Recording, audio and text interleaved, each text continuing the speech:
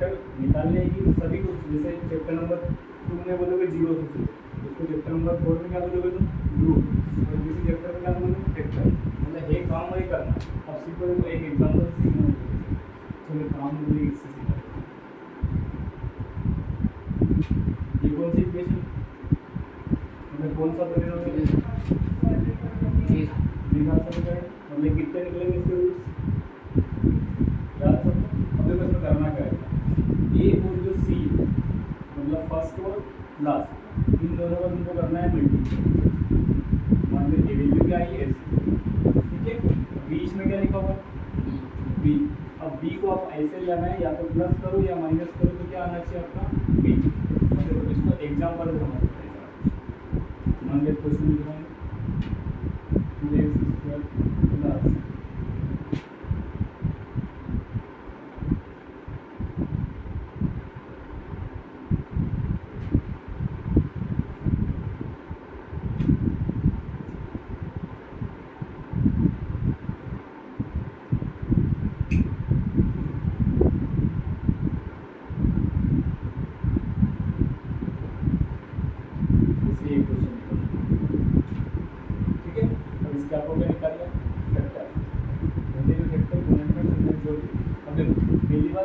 Plus कुछ भी नहीं लिखा, मतलब क्या लिख लोगे हमेशा, केवल सीखने के लिए स्टार्टिंग, बाद में मत लिखना, बाद में तुम मान लोगे तो नहीं है, ठीक है। देखो मैंने क्या बोला, पहले और लास्ट का क्या करना है, मल्टीप्लाई।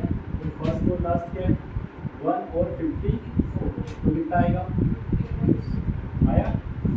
बीच वाली वैल्यू उठा कितनी है, 50। अब देखो करना क्या, वो समझो, दो वैल्यू आपको ऐसी चूज करना है अपने मन से, जिनका मल्टीप्लाई करो तो कितना आना चाहिए, या और प्लस करो या माइनस करो, कितना आना चाहिए 50। प्लस भी कर सकते हो उन दोनों नंबर में, या माइनस भी कर सकते हो, दोनों का करना है मल्टीप्लाई, पहली कंडीशन। देखो इसके लिए क्या करा करो, सबसे अच्छा 54 देखो किस टेबल में आता है, कौन से टेबल में आता है 54, टू के टेबल में आता है, टेबल है, टेबल नहीं, 6 के वजह आता है क्या, 6 9 से कितना होगा 54। और अगर देखो 6 और 9 को ऐड कर दोगे तो कितना आएगा, मतलब मेरे को दो नंबर ऐसा लेना जिनका मल्टीप्लाई करो तो ये वाली वैल्यू आनी चाहिए, और उन्हीं दोनों को या तो जोड़ भी सकते हैं या घटा भी सकते हैं। मान लो अपने जोड़ा तो आएगा 15, मतलब अपने फैक्टर क्या लेंगे 6 और 9, इतना समझ में गया। अब देखो करना क्या, जो फर्स्ट वाली स्टेप x² लिखा था उसको कुछ भी ना, और लास्ट वाली को भी छोड़ दे सकते, बराबर भी तो लिखा था। अब देखो अपने जो फैक्टर आए क्या है, 6 और 9, दोनों प्लस के, एक 6 है और एक 9 लिख दिया। अब देखो इसके साथ क्या लगा हुआ था, तो इन दोनों के साथ भी क्या लगा है, यहाँ तक समझ में आ गया सब। अब देखो किस स्टेप होगी, 1 2 3 4 टर्म है, तो दो को बांट दो, एक इसको इधर कर दो, एक इसको हो गए, दो टर्म के ऊपर जो दो फैक्टर निकाले सीधी सीधी। अब देखना यहाँ कुछ कॉमन है क्या, दोनों x है, x यहाँ पे भी है, x यहाँ पे, मान लो यहाँ सब अपने x कॉमन है, यहाँ कितने x है, बचेगा कितने, ये बच गया, और यहाँ x गया तो क्या बचेगा,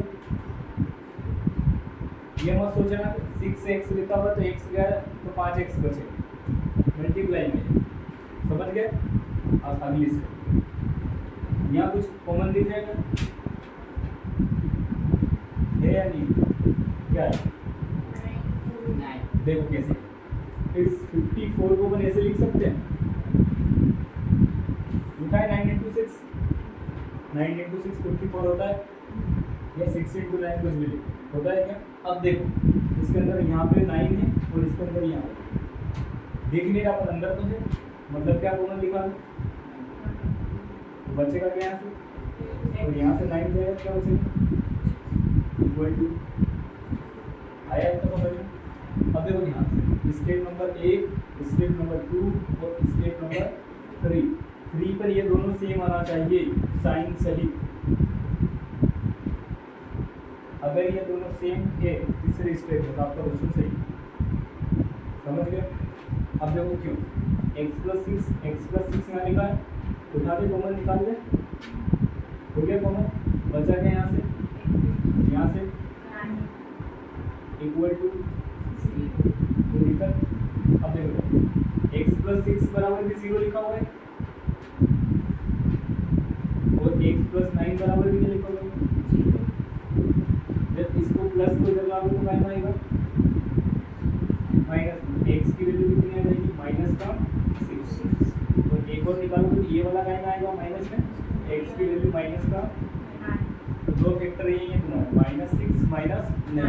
जब उसको डायरेक्ट निकालने का तरीका होगा, डायरेक्ट कैसे, जब क्वेश्चन ऑब्जेक्टिव में कुछ एक नंबर है तो क्या करना है, तुमने 6 और 9 निकाला आया था 6 और 9। अब यहाँ देख लेना कि अगर 1 लिखा हो, सीधी सी बात है, जहाँ जो भी ये लिखा है उससे पहले उसको डिवाइड कर लो। 6 और क्या लिखा है 9, यहाँ 1 लिखा था तो 1 से डिवाइड करोगे तो सेम आएगा 1 से। और जो प्लस में है उसको साइन चेंज करो, मतलब जो माइनस में था उसको प्लस में, जो प्लस में उसको माइनस, ये भी दोनों प्लस में, उनके साइन चेंज करोगे तो टाइम आएंगे, तो डायरेक्ट आंसर ऐसे निकाल सकते हो। तुम्हारे जो दो फैक्टर आए उनके साइन चेंज करो और पहली वाली वैल्यू से डिवाइड, समझ गए। देखो वहाँ भी -6 -9 है, या भी -6 अब देखो एक और तरीका, आप आपका आंसर चेक कर सकते हो। कैसे, देखो क्वेश्चन क्या था, x² + 15x 10, यही था।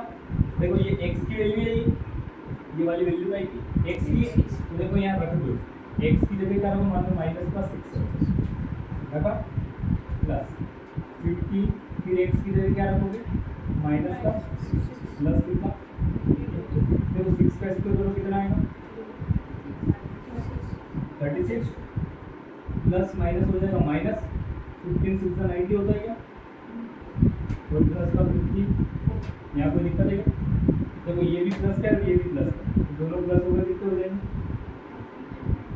तो ये माइनस का 90 कितना आ गया, देखो ये बराबर 0 लिखा था क्या, अगर बराबर 0 आ गया मतलब आपका आंसर सही।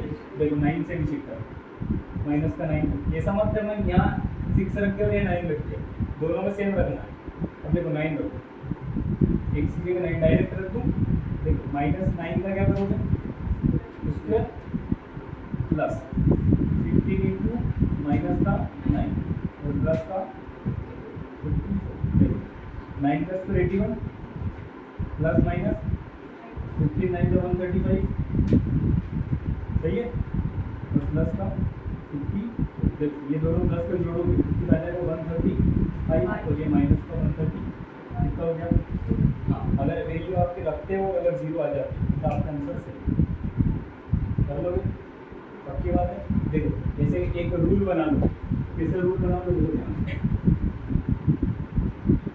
रूल वेक्टर निकालना, ये पहले क्या करना है अपना,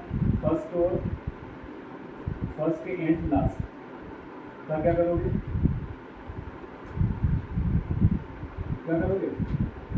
मल्टीप्लाई, हिंदी में गुणा करो, ठीक है।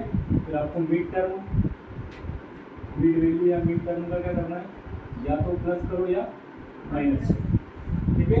और देखो तीसरा रूल ये याद रखना सबसे अच्छा कि जो मल्टीप्लाई में आपकी वैल्यू आई है, मल्टीप्लाई में जो भी वैल्यू है उसका क्या देखोगे, डायरेक्ट उसका टेबल देखोगे कौन से टेबल में आया, और हमेशा बस छोटे से बड़े पे चलो, ठीक है। मतलब अगर 2 में आ रहा है तो 20 तक ही देखना है, तो तुम दूसरा भी 50 और भी 2 के टेबल में आता है वैसे 20 तक ही देखना, आगे मत पहुँच जाना, समझ गए इतना। और सबसे बेस्ट चीज़ है स्टेप नंबर 3, ये देखिए स्टेप नंबर 3 दोनों सोल्व सेम होना चाहिए, वो था, समझ गए क्या, ये ध्यान रखना।